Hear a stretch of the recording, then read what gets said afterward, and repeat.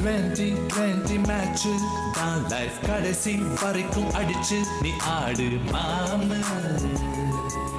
என் மாம வாழ்க்கை சொன்ன பேச்ச நீ கேளு எல்லாம் உனக்கு ஆகும் மெதுவே போதும் அது போதும்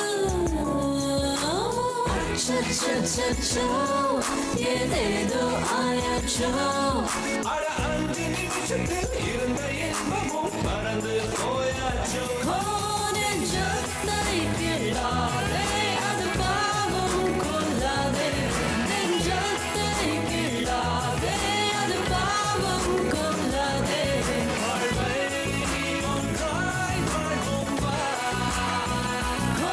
நெஞ்சத்தை கிள்ளாதே அது பாவம் கொள்ளாதே நெஞ்சத்தை கிள்ளாதே அது பாவம் கொள்ளாதே வாழ்வை ஒன்றாய் வாழ்வோம் வா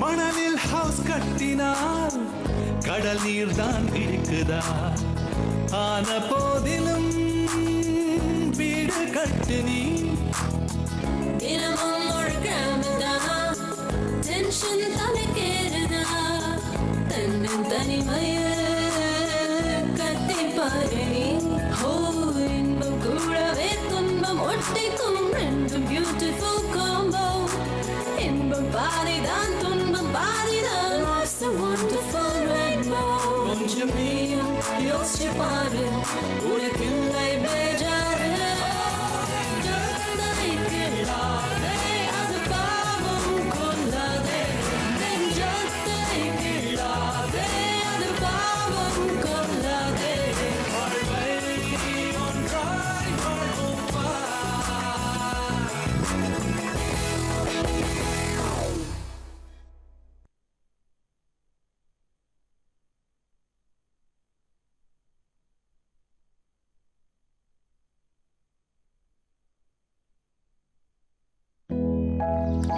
வரல. ஓகேம்மா.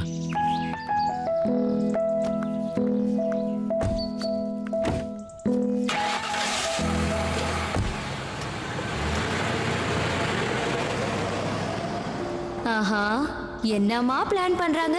அவங்க வீட்ல வந்து தங்கணுமா? எங்க அண்ணனுக்கு சூடு சொன்ன இல்லையா, பெருசா பேச வந்துட்டாங்க. அண்ணே, ஆட்டோ ஸ்டாண்டுக்கு ஃபோன் பண்ணி ஆட்டோ வர சொல்லுண்ணே.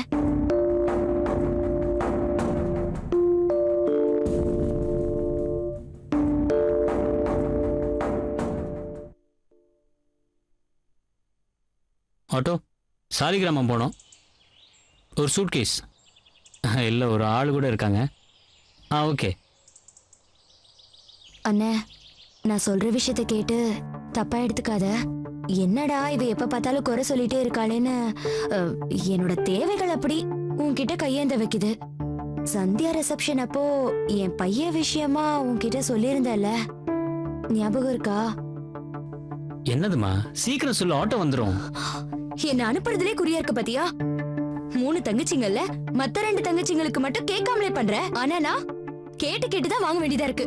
என்னையும் ஒரு நல்ல இடத்துல கல்யாணம் பண்ணி வச்சிருந்தா நான் ஏன் உன் வாசல்ல வந்து நிக்கிறேன்? இப்ப எதுக்கு தேவையில்லாம பேசிக்கிட்டு இருக்க? நான் தான் பண்ணி தரேன்னு சொன்னேன்ல. உன் பையன் ஸ்கூல் டூருக்கு காசு தானே, எவ்வளவு தரணும்?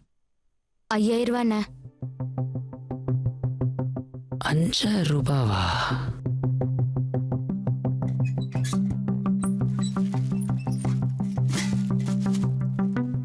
ஏமா 5000? என்ன இழுக்கிற? உனக்கு இதெல்லாம் சாதாரண விஷயம் தானே?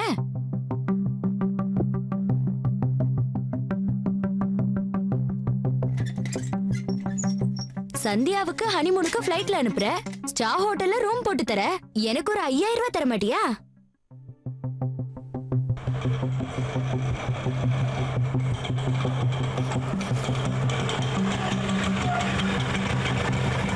சுதா, உண்மையாக சொல்லப்போனால் என் நிலைமைக்கு 5000 ரூபாய் பெரிய அமௌண்ட்டு தான். ஆனால் நான் தரேன்னு சொல்லிட்டேன். எப்படியா தரேன், ஆனால் ஏற்பாடு பண்ணி தான் தரணும். இதோ ஆட்டோ வந்துச்சு பாரு, சீக்கிரம் ஏறு. ம் போ, ஏறி ஏறு.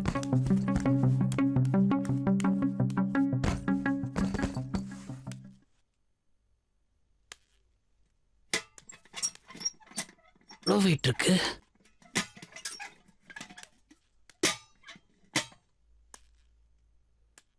ஆட்டோக்கு ம் இது செலவுக்கு வச்சுக்கோ. ம் கல்யாணத்தை முன்னாடி நின்று நல்லபடியாக நடத்தி வச்சதுக்கு மாப்பிள்ளைக்கு தேங்க்ஸ் சொன்னேன்னு சொல்லு. ம் வரேனே. கிளம்பா. வரேனே.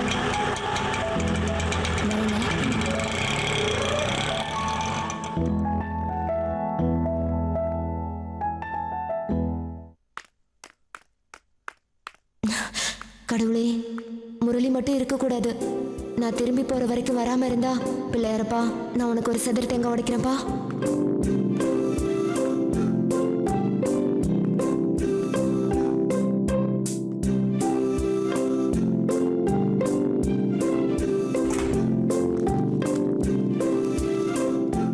ஒரே 1 மணி நேரம் முரளி பெர்மிஷன்ல லேட்டா வரணும், இல்லைன்னா 30 மினிட்ஸ் எங்கேயாவது டிராஃபிக்ல மாட்டிக்கணும். நான் போற வரைக்கும் வரக்கூடாதுப்பா. அவ்வளோ கூட வேண்டாம், 15 நிமிஷம் வண்டி பஞ்சர் ஆகி சச்சா எமர்ஜென்சிக்கு பணம் கொடுத்துருக்காரு. வேணாம், பெட்ரோல் தீர்ந்து போய் ஏதாவது ஒரு பெரிய கியூல நிக்கணும்.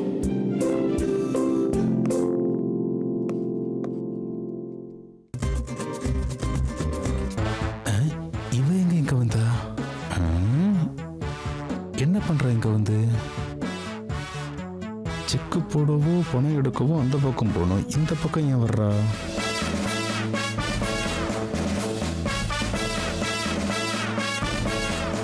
முரளியை பக்கம் வந்திருப்பாளா? முரளியை தான் தேடுறாளோ? டேய் முரளி, உனக்கு ஏதோ ஒர்க் அவுட் ஆகுது போல இருக்கு. ஐயோ, முரளிக்கு சொன்னது எனக்கு ஒர்க் அவுட் ஆயிடும் போல இருக்கே. இப்போ என்ன பண்ணலாம்? சார், கொஞ்சம் அர்ஜென்ட், காலேஜ்க்கு போகணும். நான் என்ன வெட்டியா பொழுது போகிறதுக்கு நினைக்கிறேன். நானும் தான் அவசரமா போனோம். இதே நாங்க கேட்டா விடுவீங்களா? இந்த காலத்து பொண்ணுங்களுக்கு எல்லாத்துலயும் அவசரம், கொஞ்சம் கூட பொறுமையே கிடையாது. ஹலோ, யார்கிட்டயும் அட்வைஸ் கேட்கல.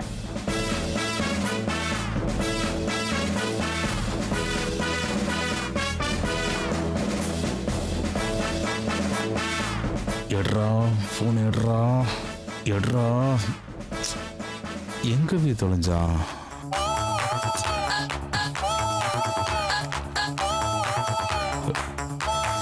ச்சே. ச்சே.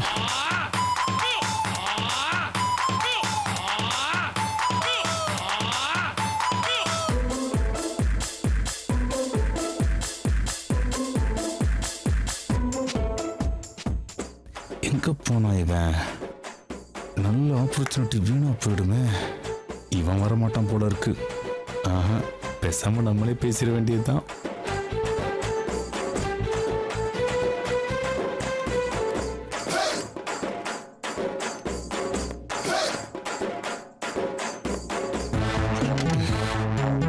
எடுக்க மாட்டேங்கிறானே. ஆஹா, இவன் வரமாட்டான்.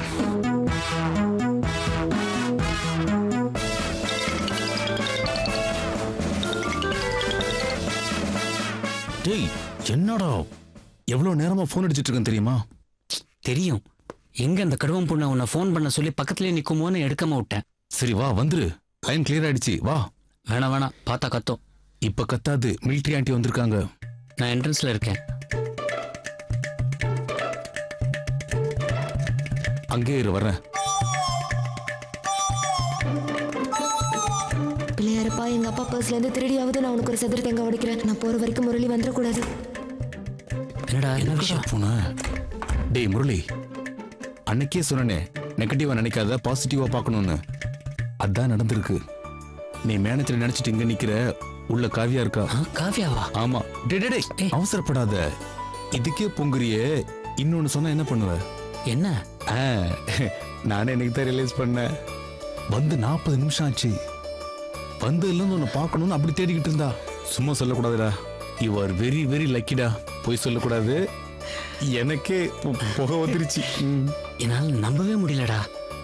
நம்ப முடியல. நீயே போய் பாரு. பாக்கட்டா? பார்த்துட்டு வா.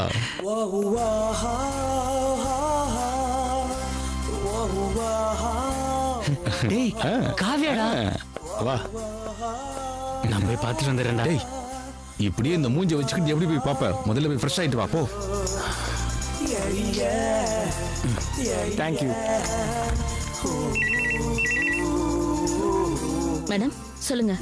1 நிமிஷத்துல வந்துடுறேன் மேம்.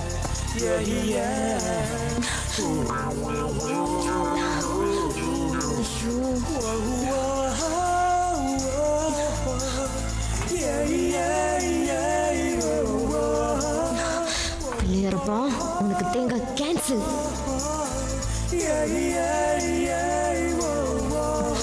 Hello sir.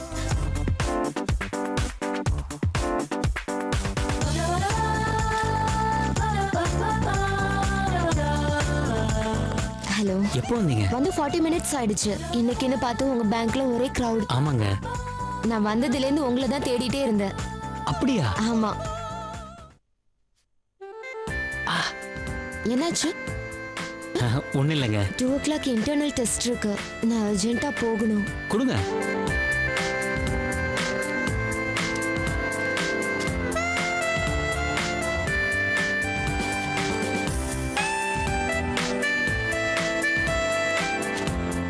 என்ன தேடிட்டு இருக்கீங்க? இல்ல அன்னைக்கு உங்ககிட்ட வாங்கின 1000 rupees மிஸ் ஆயிடக்கூடாதுன்னு வச்சேன். அது எங்கன்னு தேடிட்டு இருக்கேன். இன்டர்னல் டெஸ்டிற்கு டைம் ஆச்சு, கிளம்பணும். பட் இருந்தாலும் கொடுக்கணும் இல்லையா சார்? ஹலோ, கிளம்புங்க. எனக்கும் வேலை இருக்கு. ஃப்ரெண்ட்லியா தான் கொடுத்தேன். கடங்காரன் ஆக்கிடாதீங்க. ஓகே ஓகே, கண்டிப்பா நெக்ஸ்ட் டைம் மீட் பண்ணுவோம். Bye by.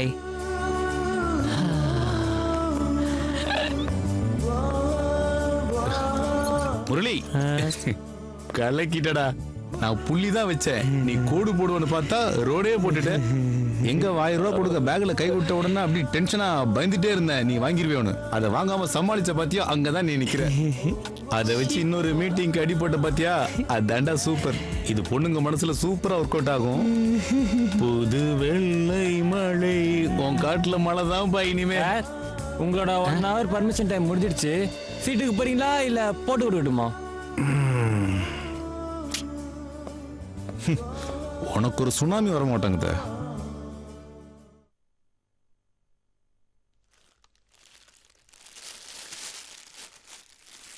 நினைச்சாலே என் பொழப்பு கேவலமா இருக்கு. போன ஜென்மத்துல யாருக்கு என்ன பாவம் பண்ணனோ இந்த ஜென்மத்துல இங்க வந்து மாட்டிட்டு முழிக்கிறேன். அண்ணன் வீட்ல இருந்து இதெல்லாம் எடுத்துட்டு வர்றதுக்கு அசிங்கமா தான் இருந்துச்சு. இந்த வீட்டு நிலைமை எனக்கு தானே தெரியும்.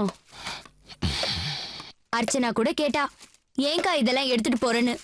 என்னத்த சொல்றது? மாச கடைசி எங்க வீட்டுல பத்தாக்குறையா இருக்கு நான் சொல்ல முடியும். அண்ணன் இனி தனியா தான் இருப்பாரு. அவரு எதுக்காக சமைக்க போறாரு? சும்மா வச்சிருந்தா இதெல்லாம் கெட்டு போயிடும்னு சாக்கு போக்கு சொல்லி எடுத்துட்டு வந்தேன். முந்திரி பிஸ்தா தான் நம்ம வீட்டுல இருக்காதுன்னா இத பாத்தீங்களா? தோரம்பருப்பு உளுத்தம்பருப்பு கூட சுத்தமா இல்ல. சின்ன பசங்க சொப்பு வச்சு விளையாடுற மாதிரி டப்பாலேயே ஒட்டிக்கிட்டு இருக்கு. நான் என்ன மாசம் மாசம் புடவை எடுத்து கொடுங்க, வார வாரம் சினிமாக்கு கூட்டிட்டு போங்க, பிறந்த நாள் கல்யாண நாள்னு வந்தா டிசைன் டிசைனா நகை வாங்கி போடுங்க நான் கேட்டேன். இப்படி பத்தாக்குறை இல்லாம குடும்பம் நடத்துறதுக்கு வருமானத்தை கொடுங்கன்னு தானே கேக்குறேன்.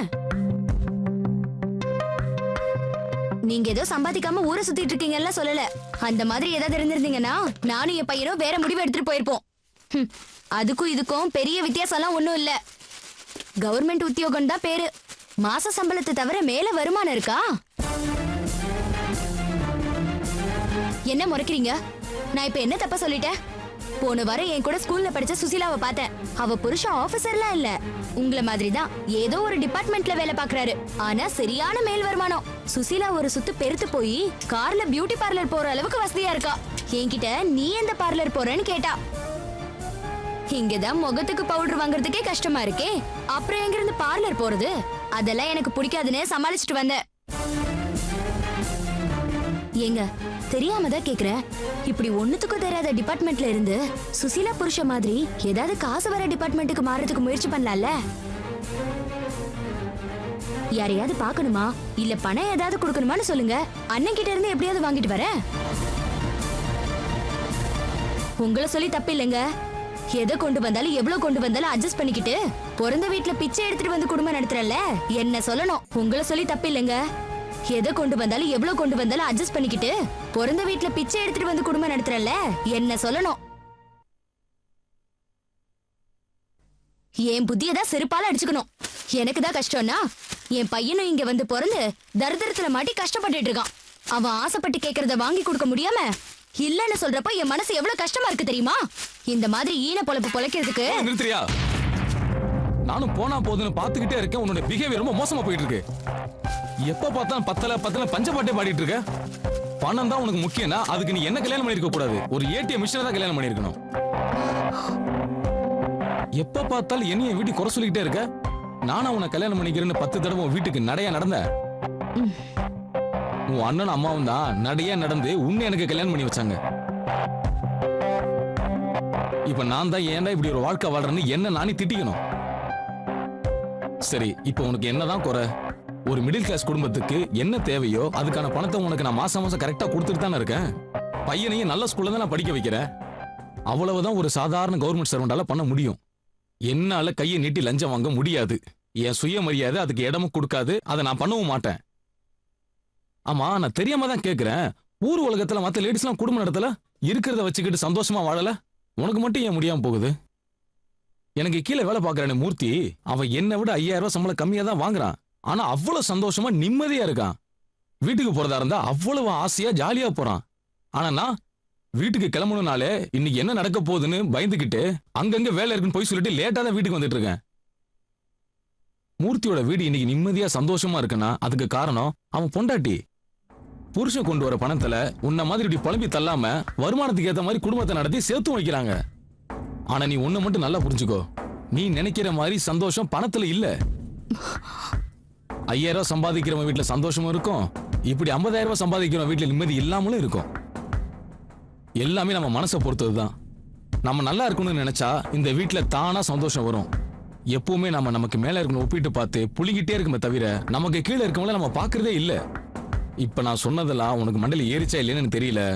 ஆனா இதே மாதிரி நீ தொடர்ந்து பண்ணிட்டு இருந்தேன் வையே, நானும் இந்த வீட்டுல இருக்க மாட்டேன். புரிஞ்சுக்க. இப்ப நான் என்ன சொல்லிட்டேன் இப்படி கத்திட்டு போறாரு?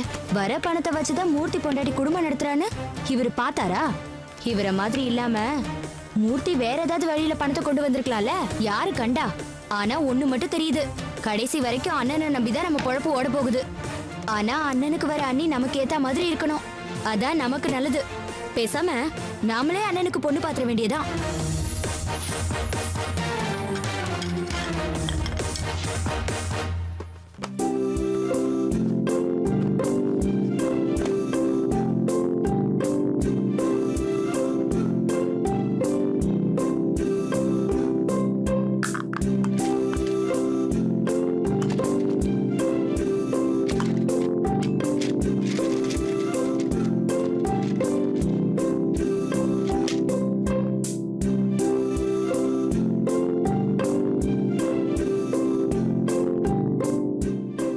இந்த ரமேஷ் பையன் இருக்கானே, பொண்டாட்டிக்கு டயட்னு நம்மளே டயட்ல இருக்க வைக்கிறான். இத சாப்பிடுறத விட செய்யறதுக்கு தான் ரொம்ப கஷ்டமா இருக்கு.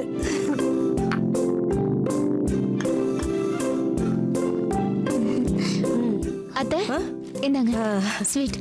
மாமா பரவாயில்லம்மா, உங்க அண்ணனை எவ்வளவு பாராட்டினாலும் தப்பே இல்ல. ஒரு தனி ஆளா நின்னு கல்யாணத்தையும் நடத்தி முடிச்சிருக்காரு. இந்த காலத்து பசங்கள்லாம் வேலைக்கு போன 2வது மாசமே எவளையாவது கல்யாணம் பண்ணிக்கிட்டு அப்பா அம்மாவை தவிக்க விட்டுட்டு போயிடுறானுங்க. ஏய், நல்லது நடந்திருக்கப்போ எது கெட்டதை பத்தி பேசுற? கீதையில சொல்ற மாதிரி உன் கடமையை செய், பலனை எதிர்பார்க்காதேன்னு. முரளி மாதிரி நல்ல பசங்க இருக்கதான் செய்யறாங்க. அவங்கள நல்லபடியா பெருமாள் பார்த்துக்குவாரு. இந்தம்மா இதெல்லாம் எடுத்துட்டு போய் உள்ள வை.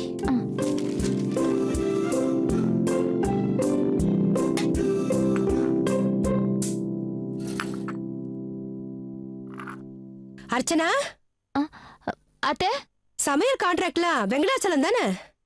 அப்படிதான் நினைக்கிறேன் அத்தை. இல்ல, ஸ்வீட் சாப்பிடுறப்பதான் அந்த ஸ்டாண்டர்ட் ஞாபகம் வருது. இப்பதான் ஞாபகம் வருது. நீ எதுவும் சாப்பிடலையே? ரமேஷ் பார்த்தானா எங்களை கத்துவாமா? இல்லத்த, நான் பேருக்கு கொஞ்சம் முறுக்கு மிச்சிருந்தா சாப்பிட்டுட்டு இருக்கேன். அம்மா,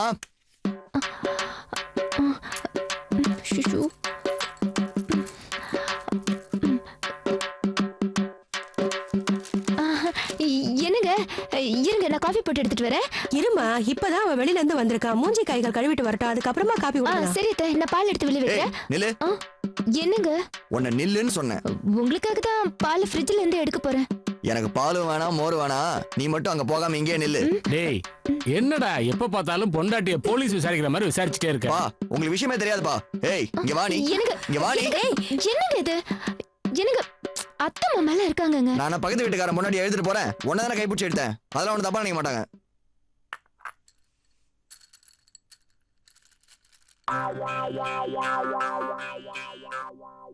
பா, பாத்தீங்களா? பிரியாணிக்குள்ள முட்டையும் சிக்கனும் மறைச்சு வைக்கிற மாதிரி மிக்சருக்குள்ள ஜாங்கிரியை மறைச்சு வச்சிருக்கா. நான் இல்லாத போது எவ்வளவுதான் சாப்பிட்டாலும். டேய் விடுறா, அர்ச்சனாவுக்கு ஸ்வீட்னா ரொம்ப இஷ்டம். சாப்பிடுற வயசு தானே. அண்ணா, நீ ரொம்ப ஸ்ட்ரிக்ட் பண்றதுனால தான் அன்னைக்கு இன்னும் சாப்பிடணும்னு ஆசை வருது. அப்படிதானே நீ? ஆமா. என்ன ஆமா நோமான்னு எவ்வளவு சொன்னாலும் திருந்தவே மாட்டியா? பார்த்தல இப்ப எப்படி இருக்கான்னு. என் பாஸோட ஒய்ஃப், 3 குழந்தைக்கு அம்மா, 43 வயசு, இன்னும் காலேஜ் போறவங்க மாதிரி தான் இருப்பாங்க. இவன் மட்டும் குழந்தை பத்தி 43 வயசானா அவ்வையார் கிழவி மாதிரி இருப்பா. இந்த பார், இந்த ஒரு ஜாங்கிரில எத்தனை கேலரி இருக்கு தெரியுமா? உண்மையை சொல்லு, எத்தனை சாப்பிட்ட? இப்பதான் மாமா அத்தை கொடுத்துட்டு தட்டு எடுத்தேன், அதுக்குள்ள வந்துட்டீங்க. முறைக்காதீங்க. கட்டின பொண்டாட்டி சொன்னா நம்புங்க. உங்க மேல சத்தியமா. ஏய், என் மேல போய் சத்தியம் பண்றியா? இரு, வர கோவத்துக்கு ஒண்ண. இது சரிப்பட்டு வராது. வீட்டுல இருக்கிற எல்லா ஸ்வீட் ஸ்நாக்ஸ் எல்லாம் எடுத்து வை. பக்கத்துல சாயலாம் குருகுலம் இருக்கு, அங்க கொண்டு போய் எல்லாத்தையும் கொடுத்து வந்துடுறேன். போ, எடுத்து வை. போ. இனிமே இவர் வாங்கி கொடுத்த மாதிரி பேசுறாரு. எங்க அண்ணன் ஆசை எனக்கு வாங்கி கொடுத்த ஸ்வீட்ஸ். என்னங்க புலம்பல்? என்ன திட்டிட்டு இருக்கியா? உங்களை இல்ல, தேடி தேடி கண்டுபிடிச்சு உங்க கையில என்ன பிடிச்சு கொடுத்தாருல எங்க அண்ணன், அவரை திட்டிட்டு இருக்க. அது கூட தப்பா? ஸ்வீட் சாப்பிட்டது இந்த வீட்டுல தப்பு, பேசுறது கூட தப்பு.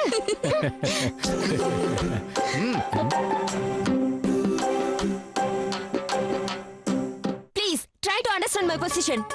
காலேஜ்ல படிக்காம எங்கயாவது ஒர்க் பண்ண கூட பரவாயில்ல. நானே என் பர்சனல் செலவுக்கு எங்க அப்பாவை தான் டிபெண்ட் பண்ணிருக்கேன். ஏன் கிட்ட போய் அதுவும் 500 1000 கூட பரவாயில்ல, 5000 ரெடி பண்ண சொன்னா எப்படி? ப்ளீஸ், நீ உன் விஷயத்தை ஜஸ்டிஃபை பண்ணி பேசுற. இங்க ஏன் நிலைமையில இருந்து யோசி. முதல்ல எங்க இருந்து இவ்வளவு பெரிய அமௌண்ட் புரட்டுறது? என்னம்மா, ஆட்டோவா? வேணாங்க. மீட்டர் காசு கொடுத்தா போதுமா? ஒரு சவாரி கூட இல்ல. சொல்லுமா, எங்கம்மா போனோம்? செத்து போலான்னு இருக்க, வரீங்களா? உன்கிட்ட இல்லப்பா, ஆட்டோக்காரன் எங்க டார்ச்சர் பண்றான். வெயிட் பண்ணு. அம்மா, ஆட்டோ வேணுமா? வேண்டாம், போங்க. Okay, let me try. என்னால 100% ப்ராமிஸ் பண்ண முடியாது. போன வைக்கிறேன்.